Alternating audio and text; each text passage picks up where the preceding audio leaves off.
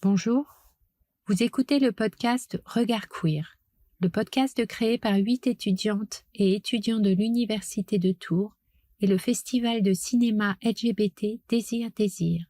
Durant 4 semaines, notre équipe est partie à la rencontre de personnalités du monde des médias, mais pas n'importe quelle personnalité, celles qui s'intéressent et travaillent à comprendre et faire comprendre la cause LGBT, celles qui mettent en lumière l'imbrication intersectionnelle des sujets.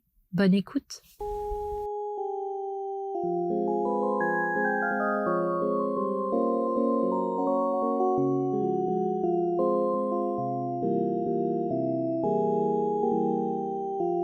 Salut, moi c'est Marion, étudiante en master de journalisme. Et moi c'est Aloïs, étudiant en médecine. Dans cet épisode, nous avons rencontré Stéphane Caruana, journaliste et rédacteur en chef du magazine Hétéroclite. Hétéroclite est le seul magazine LGBT+ lyonnais. Il est gratuit et diffusé aussi à Saint-Étienne et Grenoble. Ce média est aussi disponible sur internet. Il traite de plein de thématiques différentes, mais toujours en lien avec les questions LGBT+, actualité et société, culture, vie gay et lesbienne de la région Rhône-Alpes, et c'est aussi un magazine féministe. C'est pour toutes ces raisons qu'on a voulu faire un podcast sur Hétéroclite. Ce média répond à la fois à un besoin d'actualité sur les sujets LGBT+, mais il participe aussi à la vie queer locale et militante. Et en plus, l'équipe d'Hétéroclite a plein de projets, comme vous allez l'entendre dans cet épisode de Regard Queer. Bonne écoute. Alors, le magazine Hétéroclite, il est né en avril 2006, à Lyon d'abord. Et ensuite, il a été distribué à Grenoble et à Saint-Étienne. Ça arrivait un peu plus tard. Alors moi, je n'étais pas là lorsqu'il a été créé. Il ne s'est pas inspiré de quelque chose qui existait parce qu'à ce moment-là, il n'y avait plus grand-chose. La presse gratuite, uniquement gay, il y en a toujours un peu eu, sauf que Hétéroclite se distingue un peu de cette presse uniquement gay dès le début, en intégrant la notion LGBT+, et féministe, et en faisant le pari d'un vrai travail rédactionnel, ce qu'on ne trouve pas forcément dans toutes les publications gratuites gays qui existaient à l'époque et qui, pour certaines, existent encore. Donc, l'idée, c'était un peu de faire le pari d'une publication LGBT+, et féministe, gratuite, avec un vrai contenu rédactionnel porté sur la culture et l'actualité des communautés. Alors, l'idée du média, ça a toujours été d'être grand public et de ne pas s'adresser uniquement à la communauté LGBT+ de Lyon, mais d'englober plus largement le grand public. Et pour ça, dès le début, en fait, le magazine a été distribué à la fois, évidemment, dans les commerces et lieux de sociabilité LGBT, mais également dans les théâtres, les musées, les cinémas, dans des librairies également, ce qui est toujours le cas. Dès le début, il y a eu cette volonté de pouvoir trouver le magazine dans des lieux qui ne soient pas étiquetés LGBT+, non seulement pour s'adresser aux membres de la communauté qui ne fréquentent pas forcément les lieux LGBT ou les lieux communautaires, mais aussi pour pouvoir toucher un plus grand public. Étant donné qu'il y a beaucoup de papier culture dans le magazine, l'idée c'était que ça puisse intéresser aussi les gens qui fréquentent les théâtres, les musées, les cinémas, et qui puissent s'intéresser, en tout cas tomber sur les articles et les lire en allant dans ces lieux culturels. Et finalement, d'où vient le nom Hétéroclite ? Alors, l'origine du nom Hétéroclite, encore une fois, moi, je n'étais pas là au moment de la création. Je n'ai pas l'explication réelle, mais j'ai des pistes, en tout cas des choses que moi, je pense être des pistes. Déjà, il y a une sorte de jeu de mots en intégrant le préfixe hétéro pour un journal destiné à la communauté LGBT+. C'était une sorte de pied de nez. Après, hétéroclite, le sens même du mot, qui signifie une large couverture, l'idée de pouvoir trouver des choses très diverses et très variées dans le magazine. Je pense que ça, c'était aussi au cœur du choix du nom. À la fois, le sens même du mot hétéroclite, où on peut trouver dans le magazine un éventail large de papiers sur des sujets divers et variés, et le jeu de mots avec le préfixe hétéro. Hétéroclite a toujours été ancré localement à Lyon, Grenoble et Saint-Étienne, et un peu plus largement dans la région Auvergne-Rhône-Alpes. Il y a une vraie volonté de rester ancré sur un territoire Je ne sais pas si c'est de l'anti-parisianisme, c'est pas forcément, mais en tout cas, l'idée de se dire que hors de la région parisienne, il y a aussi des communautés LGBT+, des choses qui se font et qui s'organisent. Et nous, c'est vrai qu'on a gardé à cœur l'idée de faire un média qui soit un média local. Et d'ailleurs, on continue à mettre en avant d'abord l'actualité culturelle ou les papiers sociétés en lien avec l'actualité d'Auvergne-Rhône-Alpes. Même si on ne s'interdit pas parfois d'élargir un peu le champ et de regarder ce qui se fait ailleurs, mais pas forcément à Paris, ce qui se fait aussi ailleurs en France. On fait partie du grand quart sud-est de la France aussi, où il se passe pas mal de choses. Donc, il nous arrive parfois de parler de ce qui se fait dans ce coin-là. On regarde aussi ce qui se passe du côté de Clermont-Ferrand. On n'est pas très loin de la Suisse, on n'est pas très loin de l'Italie. Donc, voilà, on se permet aussi d'élargir un peu le champ auprès de nos voisins. Mais c'est vrai qu'on n'est pas obnubilé ou guidé forcément par ce qui se fait à Paris. On essaye de garder aussi une identité locale et régionale. Dès 2006, Hétéroclite était à la fois un journal imprimé et un site web. Assez vite, en tout cas, il y a eu les réseaux sociaux. Donc maintenant, on est présent sur Facebook, Twitter, Instagram, LinkedIn. Pour nous, c'est important aussi parce que ça permet à des gens hors de la région Auvergne-Rhône-Alpes de pouvoir avoir accès à notre contenu, sachant comme on est gratuit, de toute façon, le web s'y prête pas mal. Par contre, on est quand même très attaché à garder la version print parce que il faut imaginer que dans les villes où on est présent, donc Lyon, Grenoble et Saint-Étienne, on est distribué donc dans ces différents lieux que je citais avant, donc des commerces, mais également les institutions culturelles et certaines collectivités territoriales. Et en fait, on est présent dans des présentoirs devant les magasins ou à l'intérieur des bars.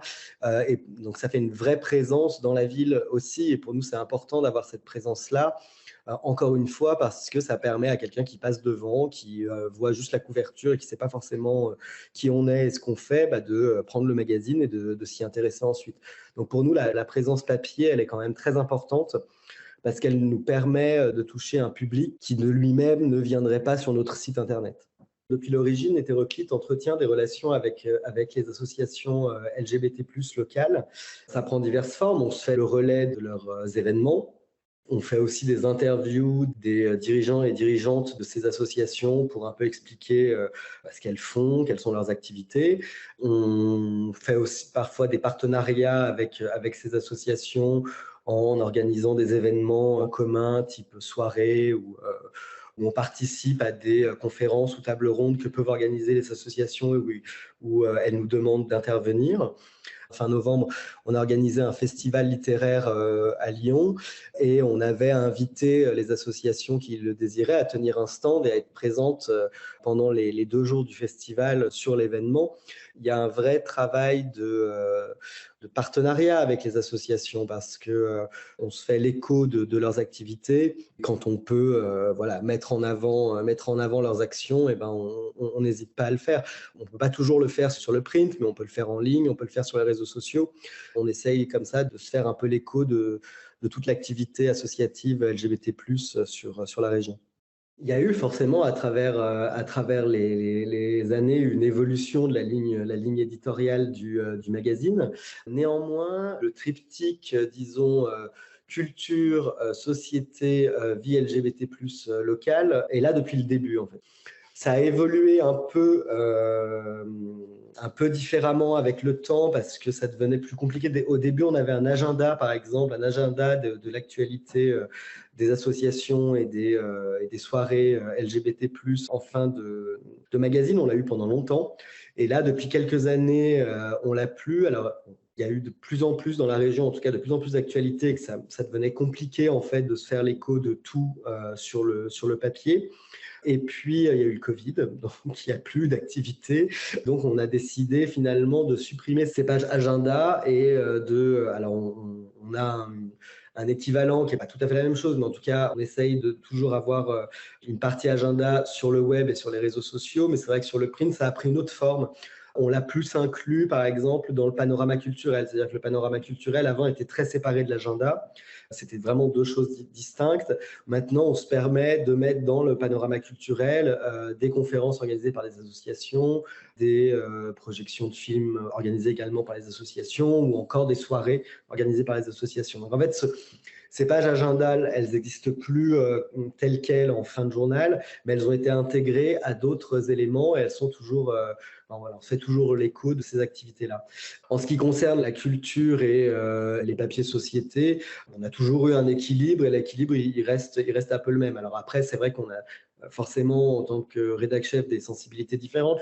Mon prédécesseur, Romain Vallet, lui, était plus porté sans doute sur les papiers société, parce que sa formation était comme ça, il sort de Sciences Po, enfin voilà, il a une formation qui le porte plus sur ces questions-là.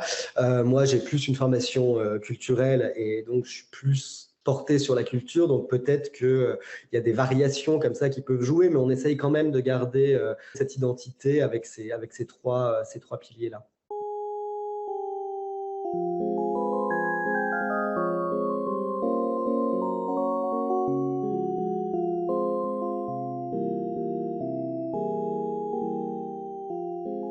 Et depuis ce moment, en 2017, il y a 5 ans, qu'est-ce qui a évolué dans le journal ? C'est difficile d'y répondre moi. Qu'est-ce qui a évolué en 5 ans depuis que je suis directeur de la publication et de la rédaction du magazine? Ce qu'on a fait, mais on a élargi à d'autres champs culturels. Évidemment qu'on a toujours beaucoup de théâtre, de la danse, du cinéma. On a beaucoup de littérature ces derniers temps, plus peut-être qu'avant. Mais ça vient aussi des pigistes, où on a beaucoup de pigistes qui s'intéressent à ces questions-là, et donc on leur laisse aussi le champ, mais on s'est aussi intéressé aux séries, parce que les séries sont des objets culturels qui se sont développés énormément ces dernières années, et notamment sur les sujets LGBT+. Donc forcément, on a donné plus de place aux séries, aux expos. Si vous voulez, on ne s'est jamais interdit en termes de couverture de l'actualité culturelle, on ne s'est jamais interdit aucun objet, aucun support. Toute manifestation culturelle est intéressante, et si ça rentre dans nos thématiques et si on trouve que ça a un intérêt, on ne s'interdit pas d'en parler. Donc là-dessus, on est très, très, très libre et surtout très, très mouvant en fait. On a intégré aussi pas mal de podcasts dernièrement, ce dont on parlait évidemment pas du tout il y a 5, 6, 7 ans. Mais là, aujourd'hui, c'est devenu incontournable. Au fur et à mesure, finalement, qu'évoluent les lieux de production et d'expression de la culture LGBT+, on les intègre au magazine. Après, il n'y a pas un papier sur les podcasts dans tous les numéros, il n'y a pas un papier sur les séries dans tous les numéros, mais il n'y a pas toutes les formes culturelles représentées. En tout cas, elles peuvent toutes l'être à un moment ou à un autre. Pour savoir les articles qui sont le plus lus sur Hétéroclite, on peut se fier à ce qui est publié en ligne, parce que sur le print, c'est difficile de savoir ce que les gens lisent le plus. Après, les gens, ils nous identifient quand même comme un magazine culturel. Donc, ils savent qu'ils vont trouver des articles culturels dans Hétéroclite. Donc, c'est déjà des gens qui s'intéressent à la culture et aux diverses formes d'expression culturelle qui nous lisent. Ce qu'on peut voir en fonction de ce qui est partagé sur les réseaux ou des vues sur le site, c'est pas tant une question d'articles culturels ou d'articles de société. Il n'y a pas de grand gap entre les uns ou les autres. En revanche, les articles qui marchent beaucoup, et ça c'est à peu près sûr à 100% à chaque fois, c'est les articles qui s'intéressent aux lesbiennes. Parce qu'il y a, à mon avis, un tel manque de représentation des lesbiennes dans la société en général et dans les arts en particulier, que dès qu'on publie un article sur un film mettant en scène des lesbiennes ou sur une pièce de théâtre parlant des questions lesbiennes, dès qu'on parle en fait d'une forme d'art qui s'intéresse aux lesbiennes, on a énormément de vues, énormément de partages, et vraiment, ça, je pense que ça traduit simplement un tel déficit de représentativité dans la société et dans l'art qu'il y a une sorte de soif du lectorat lesbien pour ce genre d'infos. On le voit vraiment à chaque fois. Enfin, je veux dire, c'est vraiment évident à chaque fois. Et alors, comment vous traitez la culture à Hétéroclite? Est-ce que ça doit forcément avoir un lien avec les questions LGBT+, ou est-ce que ça peut être des arts, de la culture de manière générale, sans forcément parler de ces sujets-là? Alors, chez Hétéroclite, on traite de la culture via le prisme des questions, des thématiques LGBT+, féministes, des questions d'identité de genre en général, de sexualité au sens large, au pluriel, mais on ne s'interdit pas non plus de traiter de questions en lien avec d'autres minorités. Et donc, il nous arrive de traiter de questions d'origine ethnique, de questions parfois de religion aussi. Le spectre est assez large en fait. On a évidemment un penchant premier pour toutes les questions en lien avec les communautés LGBT+, et avec les questions féministes, mais de toute façon, ces questions-là croisent assez souvent d'autres thématiques d'identité minoritaire et on ne s'interdit pas de traiter de ces identités minoritaires aussi. Alors, identifier le lectorat et l'évolution du lectorat, c'est très compliqué. Je ne pense pas que le lectorat d'Hétéroclite de 2006 soit le même en 2022. Je pense qu'il y a forcément eu une évolution. Ce que je vois quand même un peu avec les outils en ligne, mais aussi grâce aux événements qu'on organise et aux gens qui se présentent lors de ces événements, c'est qu'on a un panel d'âge très large. C'est-à-dire qu'on a à la fois des personnes de plus de 50 ans, voire de plus de 60 ans, qui nous lisent et qui nous lisent depuis, à mon avis, depuis de nombreuses années et qui sont des lecteurs et des lectrices fidèles. Et on a également des gens plus jeunes, à partir de, je dirais, 20 ans, parce que c'est ces personnes-là qu'on voit dans les événements, mais il y a peut-être même des gens plus jeunes qui lisent Hétéroclite parce qu'ils arrivent à le trouver facilement, c'est ce que je vous disais précédemment.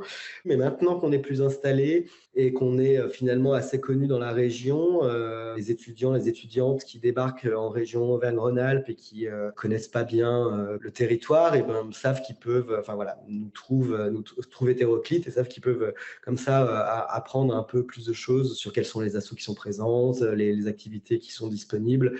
Donc je pense que ça s'est installé petit à petit. C'était pas forcément le cas, ça n'a pas forcément été le cas tout de suite.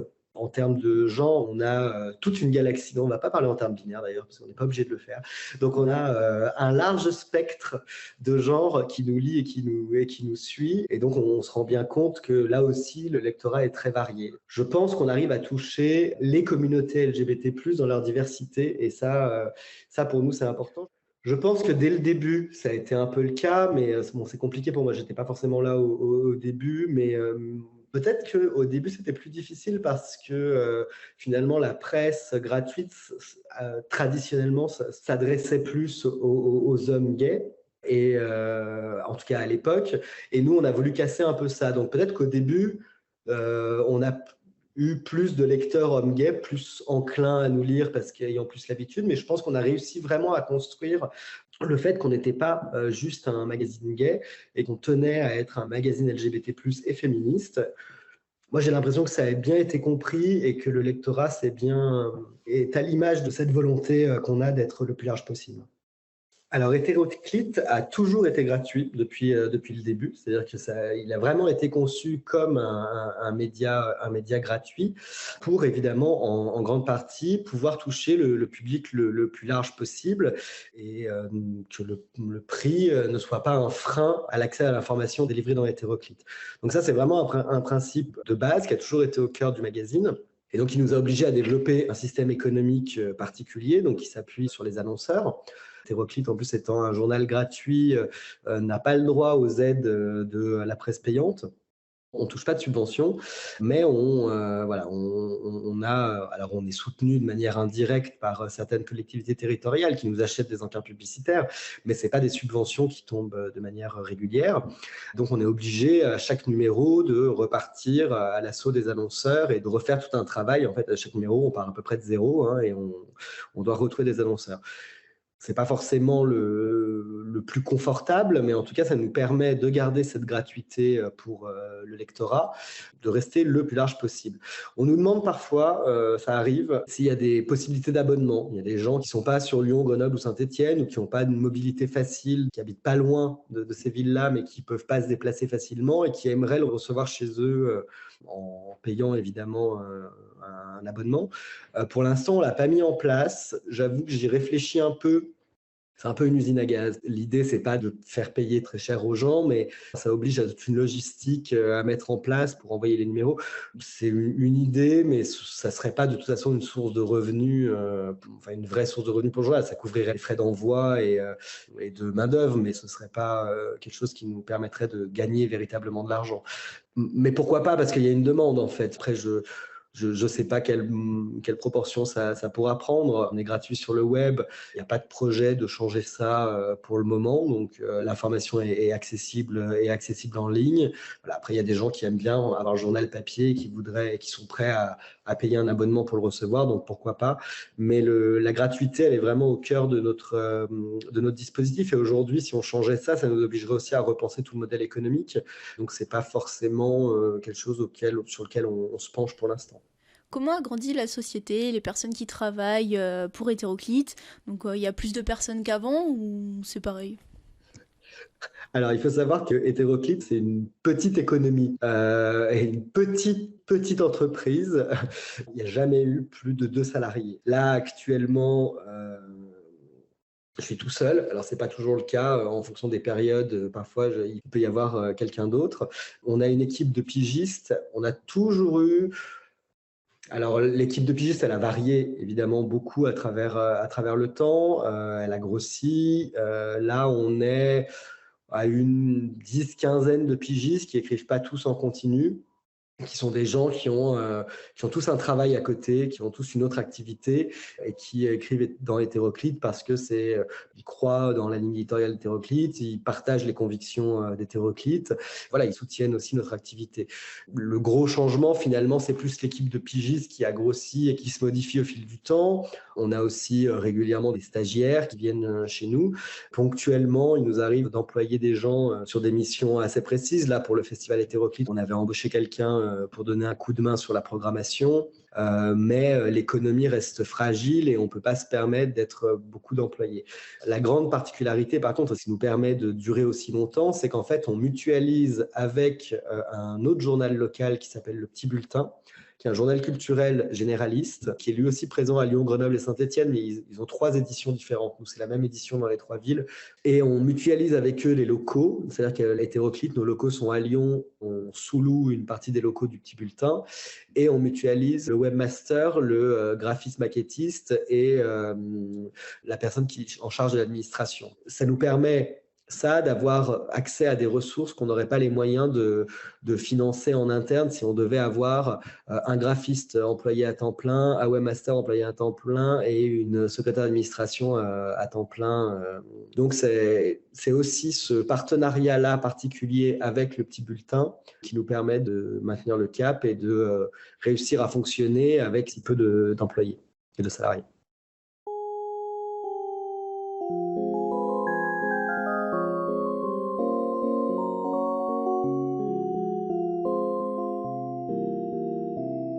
Et alors justement, en parlant d'argent, est-ce que Hétéroclite a connu la crise du papier?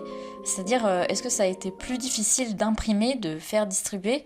Et aussi, est-ce qu'il a été plus difficile à un moment donné d'attirer les lecteurs sur le papier? Et dans ce cas-là, quelle solution tu as trouvé ou alors l'équipe a trouvé à ces problèmes-là? Alors, économiquement, Hétéroclite a traversé plusieurs crises, pas une seule finalement. Alors, la hausse du prix du papier, la récente, évidemment, est un véritable problème parce que on a des coûts d'impression qui ont augmenté. On avait finalement répondu un peu en amont à cette hausse du prix du papier suite au Covid. où on avait pris la décision de passer d'une publication mensuelle à une publication bimestrielle. Donc en fait, on a déjà moins de numéros depuis le Covid par an qu'on en avait avant. Donc ça nous a permis de réduire les coûts d'impression. Alors évidemment, à l'époque, c'était pas pour le prix du papier, parce qu'on savait pas que le papier allait augmenter, mais en tout cas, c'était une manière de faire face suite au Covid, où on a eu le droit à certaines aides, mais on savait bien que ces aides allaient s'arrêter à un moment ou à un autre, et qu'il allait falloir pouvoir continuer. Donc on avait pris la décision de passer en bimestriel plutôt qu'en mensuel. On est resté en bimestriel, et là, cette année, on va avoir un changement dans la périodicité encore. On est globalement en bimestriel, sauf sur le deuxième semestre, en gros, où là, on va avoir un numéro qui sort début janvier, le 4 janvier, et qui court jusqu'au 14 mars. On inclut une partie du mois de mars dedans. Et le numéro d'après sera de mi-mars, donc du 15 mars jusqu'à fin mai. Et ensuite, on aura un numéro d'été qui fera juin, juillet, août, alors qu'avant, on avait un numéro d'été qui faisait que juillet, août. Et on a supprimé en fait le numéro de mai-juin, qui en termes de temporalité marchait pas très bien auprès des annonceurs. C'était un numéro qui était un peu compliqué, et avec la hausse du prix du papier, ça nous permet là de supprimer un numéro, en fait, d'avoir un numéro en moins sur l'année. C'est un peu la façon dont on répond à cette hausse du coût du papier. Après, je crois pas que la hausse du prix du papier ait changé la prise en main, en tout cas on le constate pas, hein, du print. On a toujours une bonne prise en main, on a toujours très peu de retours par rapport à ce qu'on imprime. Donc là-dessus, on est plutôt équilibré, et l'équilibre, on l'a trouvé il y a un petit moment déjà. Donc la hausse du prix du papier n'a pas changé les habitudes du lectorat, mais nous, voilà, on est obligé de faire attention évidemment aux dépenses, et il y a un peu ce jeu-là de supprimer un numéro dans l'année pour essayer de voir si ça fonctionne comme ça et si on s'en sort financièrement.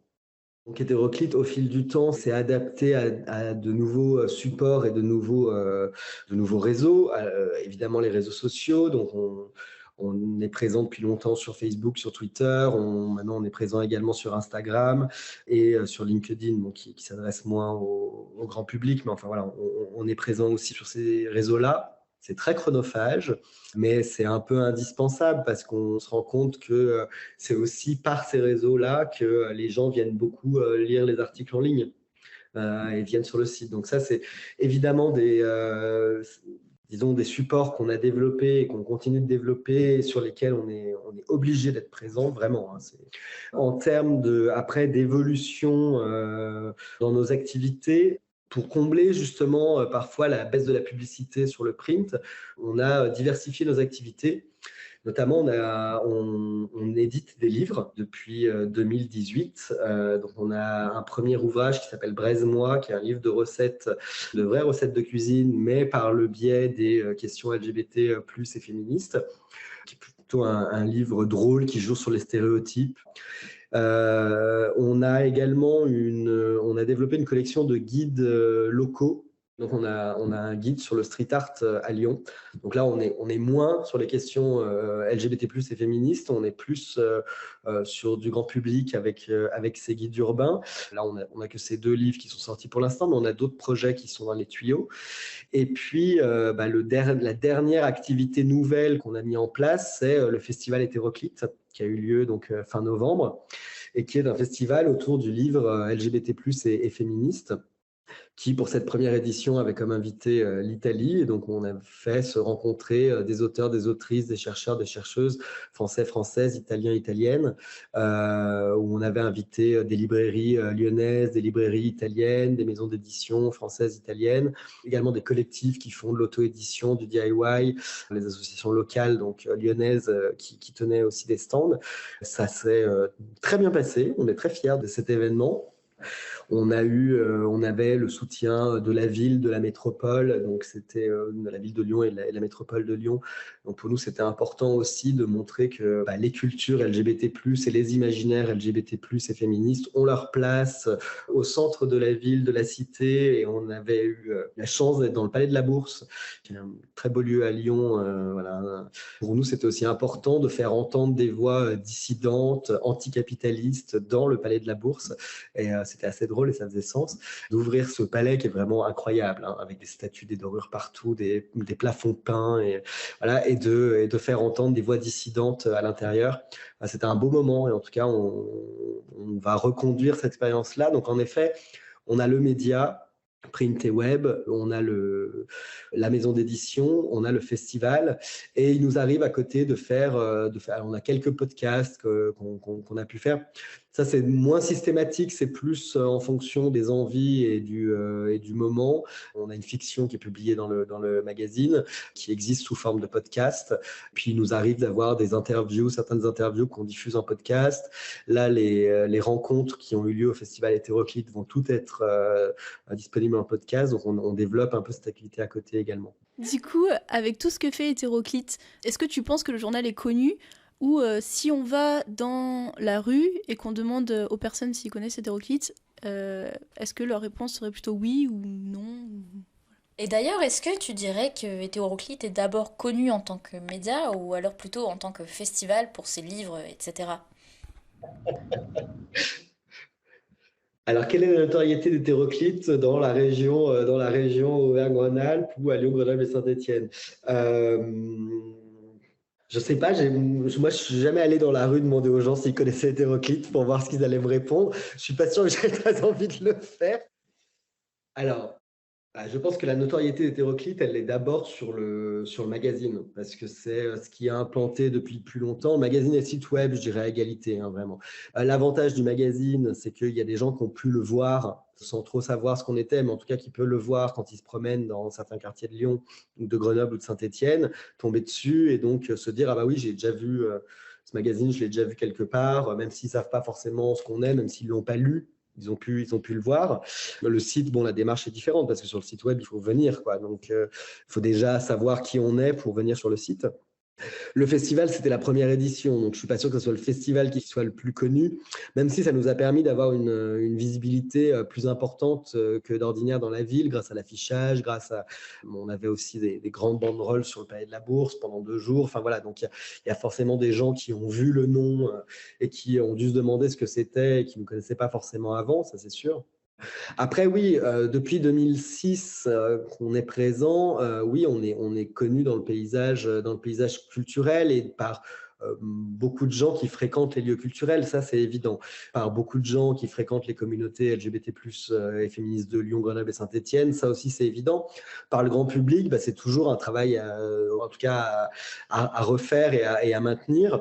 Moi, je suis parfois surpris que certaines personnes me disent « Ah ben oui, mais Hétéroclite, je connais ». Enfin voilà, donc oui. Le nom ne dit pas rien aux gens, en fait. On arrive, il y a eu des gens qu'on ne touche pas du tout et qui ne nous connaissent pas du tout, ça c'est évident, mais on arrive quand même à être installé, en tout cas, au moins dans les 3 grandes villes, Lyon, Grenoble, Saint-Étienne, à être assez installé pour que les gens voient à peu près qui on est et nous identifient. Moi, après, ce qui m'étonne le plus, c'est qu'on soit connu en dehors de la région et qu'on ait des étudiants de Tours, par exemple, qui nous demandent des interviews. Ou hors de Lyon, alors là, on est plus dans le cadre vraiment des communautés LGBT+. Voilà, on est quand même connu et à Paris, et à Marseille, et à Nice également. Et, enfin, dans plusieurs coins de villes de France, moi, je reçois des gens qui m'écrivent ou qui nous sollicitent et qui nous connaissent au final. Donc ça, c'est pas si mal, parce que pour un journal local qui un peu de niche, quoi, disons, réussir à avoir une notoriété au-delà de la région qu'on couvre, c'est plutôt une belle reconnaissance.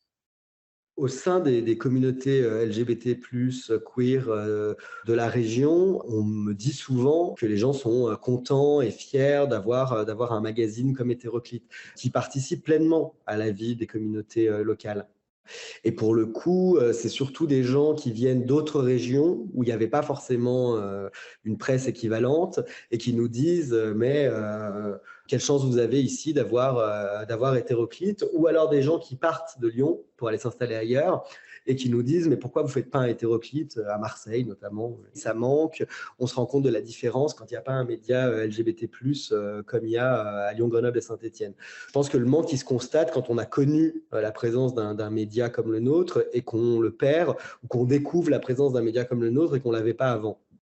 J'imagine que dans certaines villes où il n'y a pas ce type de médias et où les gens ne savent pas qu'on existe, ils ne se posent pas forcément la question de « et s'il y avait un média LGBT+ et féministe ici, comment ça se passerait ?»